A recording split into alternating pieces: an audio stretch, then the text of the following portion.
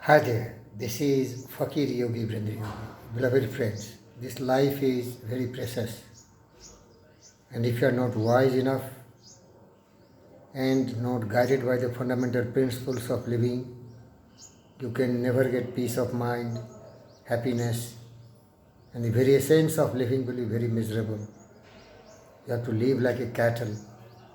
Sorrow, suffering, grief, and pain will be your permanent, perennial companion, and that will emerge from your attitude. And that attitude, if it is negative, greed, anger, hatred, jealousy, and cynical thoughts, that will make you beast. As said Gautam Siddhartha Buddha, greed, anger, and foolishness, that is ignorance, indolence, thoughtlessness, and useless, bestial, and groveling thoughts, can make a man worse than the wild animals. That is happening in India, my friends, I tell you. India is a democratic country, and here anybody has a chance to become the Prime Minister and the President of India. One of the greatest Indian whom the world adored and who has been declared the most popular and most honest and a man of character is my friend Narendra Modi. Born in a very poor family, father was having a tea stall, and this child, when he was going to schools, when he returns, he used to sell tea to the railway bogies, and that was the beginning of his career.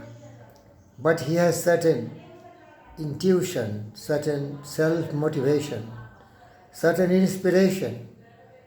He wanted to be a true patriot and want to serve Mother India. Later on he joined RSS and learned the basic values, the fundamental values, what is life, how to live life, how to play the role of a great hero, and after being thoroughly absorbed with such noble thoughts, Vasudeva Kudumkam Atmar Sarvute Susayavantu Sukhina Sam Gasadam Sam Badadam Samu Manasi Janatam Deva Bhagamata Purve Sanjanana Upasate. Can we move together? Can we have the unity of purpose? Can we work coherently to make India a very proud nation, a self-reliant, a self-confident nation? Can the Indian system be working exactly adhering to the rules laid down in the fundamental principles of Constitution of India? Can there be any trace of caste, creed, race, religion, region, communalism? He wanted to get rid of all, and that's why he made a slogan, Sabka Saath, Sabka Vikas, Sabka Biswas, and Sabka Prayas, meaning, unitedly we, the people of India, the population being 140 crores, can make India a very powerful nation. But you see in Indian scene what is happening. There are a lot of selfish and greedy political parties. They are based on caste, they are based on religion, they are based on dynasty. And they really want to dominate the Indian system, eager to come to power and really do everything for their selfishness. In that context, what I have told you, Narendra Modi, a great friend of mine, is also a friend of so many greats in the world. And one such great man is, I can just present this great man before you. He is, this great man is talking about Narendra Modi. Have they been waving nuclear weapons at the rest of the world? I don't think so. Have they dropped any on other cultures? No, not at all. Who did? Oh, the United States. Oh, okay. So, the United States is dangerous. But Narendra Modi hasn't been threatening the rest of the world since he's been in office.